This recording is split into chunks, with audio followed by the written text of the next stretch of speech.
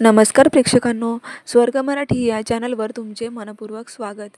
घरोघरी मातीच्या चुली या मालिकेच्या पुढील प्रोमोमध्ये आपण पाहणार आहोत.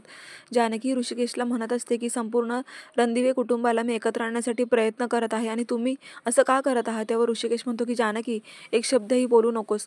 मला आपल्या आयुष्यामध्ये त्या स्वार्थी नात्यांची बिलकुल किंमत नाही आहे आणि आपलं कुटुंब हे फक्त आपल्या तिघांचं आहे. तर दुसरीकडे सारंग हा खूप चिडूनच सौमित्राला म्हणत असतो की आई, तुझं काय चाललंय? तू माझ्या बायकोची चुकी नसताना पण तिच्यावर अन्याय का करत आहेस? तू त्या जानकी बहिणींची चुकी असताना तिला बोलायचं सोडून माझ्या बायकोवर का आरोप करत आहेस? जेव्हा तेव्हा ती ऐकून घेते म्हणून काही बोलायचं नाही.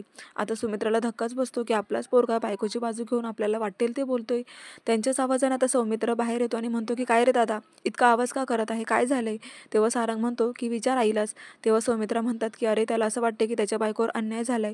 तेव्हा सौमित्र म्हणतो की आई, अजूनही वेळ गेलेली नाहीये. तू जानकी बहिणींना पुन्हा मानापानाने ह्या घरामध्ये आण आणि ह्या घाणीला म्हणजे ऐश्वर्याला घरातून बाहेर हाकल. सगळ्या गोष्टींना ही जबाबदार आहे. तेव्हा आता सारंग चिडतो आणि म्हणतो की तोंड सांभाळून बोल सौमित्र, तुझा मोठा भाऊ आहे मी आणि तुझी वहिनी आहे ती. तेव्हा सौमित्र म्हणतो की लायकी नसणाऱ्यांना मी भाव देत नसतो. तेव्हा आता सारंगला राग येतो आणि दोघांमध्ये चांगलंच भांडण रंगतं आणि ते एकमेकांना मारू लागतात. तेव्हा सौमित्र आणि इकडे अवंतिकालाही टेन्शन आलेलं असतं. त्या सोडवण्याचा प्रयत्न करतात, मात्र दोघंही ऐकायला तयार नसतात आणि त्यांचा जोरात धक्का सौमित्राला लागतो आणि त्या खुर्चीवर जाऊन त्यांचं डोकं आपटतं.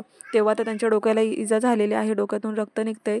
अवंतिका खूप घाबरलेली आहे. प्रेक्षकांनो, असा जबरदस्त ट्विस्ट आलेला आहे. आता त्यांचं भांडण कशा प्रकारे सोडवणार आहे आणि सौमित्राला तर धक्का बसलेलाच आहे की घरामध्ये काय चाललंय. त्या म्हणतात की हे नक्की रणदिवे कुटुंबच आहे ना, असं आपल्याला जबरदस्त ट्विस्ट पाहायला मिळणार आहे. तेव्हा लवकर चॅनलला सबस्क्राईब करून घ्या अशाच अपडेटसाठी आणि नोटिफिकेशनसाठी बेल आयकॉनवर क्लिक